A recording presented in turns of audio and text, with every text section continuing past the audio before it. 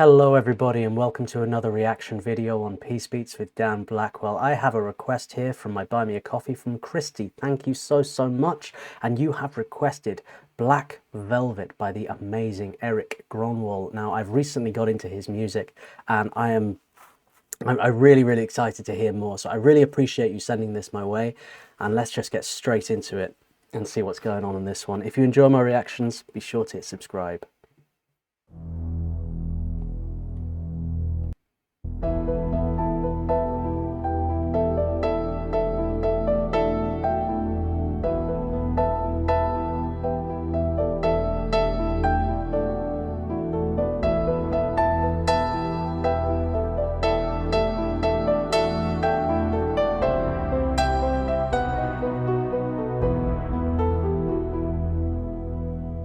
Mississippi in the middle of a dry spell.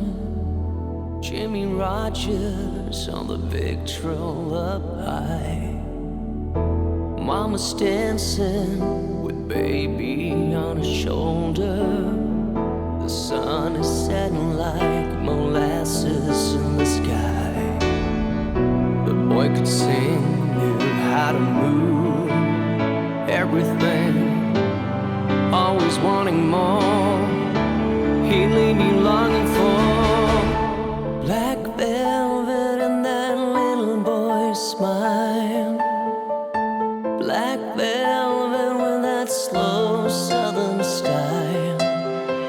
A new religion that'll bring you to your knees. Black velvet, if you please. Such a nice voice, and I really like how he's happy to go into those lower registers where his voice can crack a little bit. He's prioritizing emotion over sort of vocal technique, you know, and we know he's got vocal technique down. We know he can sing amazingly and every part of this sounds beautiful.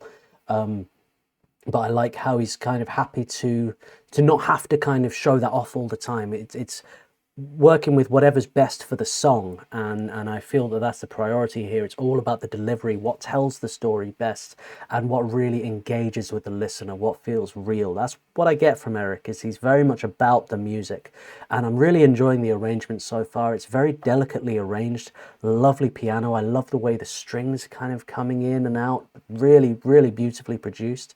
Yeah, very engrossing so far. I'm like, put this on and instantly forgot I was doing a reaction, you know what I mean? I just kind of played it and I was just like, woof, tunnel visioned into it. Black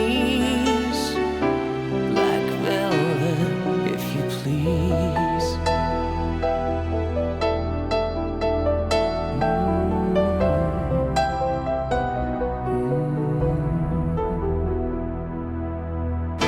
Up in Memphis, the music's like a heat wave. White lightning, bound to drive you wild.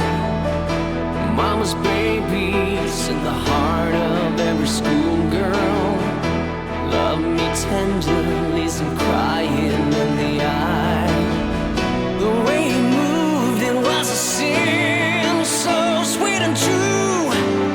Always wanting more.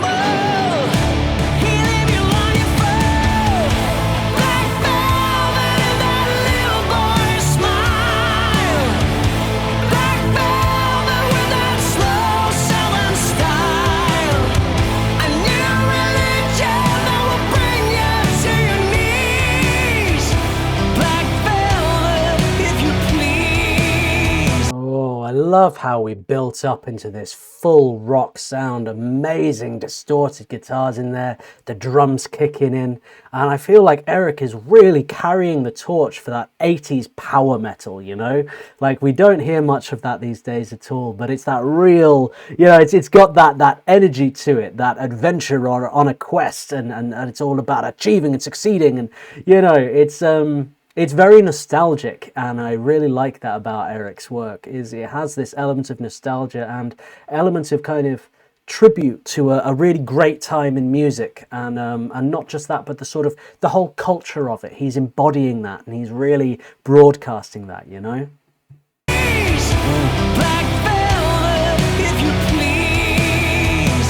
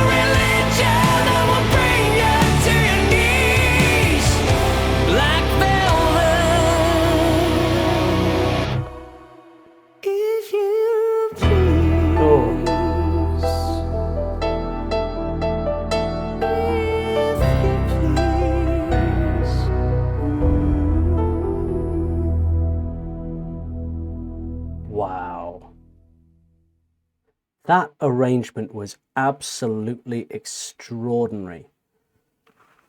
The choir coming in took it to a whole new level, didn't it? And to hear his voice when he's belting, when he's projecting, singing from the heart, to have that backed up by a full choir, orchestral textures, heavy guitar, drums like kicking with some reverb, you know? Incredible. Just an unstoppable sonic force coming at you, you know? And I always love to hear a great singer supported by a choir like this, and it was just a really, really strong move. And it's kind of having a choir behind you, it really, you might kind of think, oh, it makes you sound better to have a choir. But actually, I think if you're not a great singer with really rich tone, with great power and projection, having a choir behind you will actually reveal that a bit more, because you're not being like totally supported by the choir. You're having the spotlight put on you, with surrounded by amazing singers. So if your voice is a little weak, it's going to sound weaker than the choir. It's not going to rise above and sit on top of the mix like that. And so I think that when you bring a choir in like this, it's actually a real display of, this is how good at singing I am. I can sing with a full choir behind me, and I am the most powerful voice. I am the most powerful thing musically that is going on here.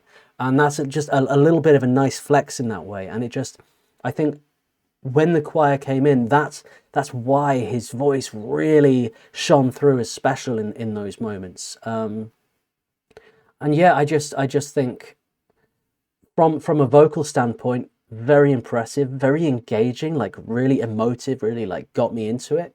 But from a musical standpoint, the arrangement and everything, I think was really, really special on this. And I don't know what Erik's involvement is with the kind of instrumentation side of things.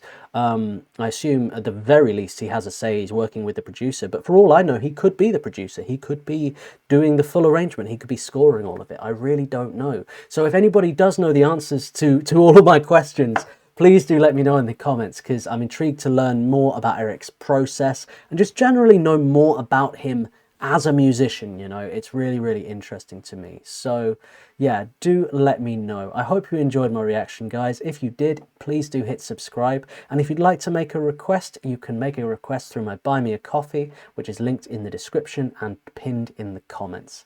As always, everybody, take care. Peace and love.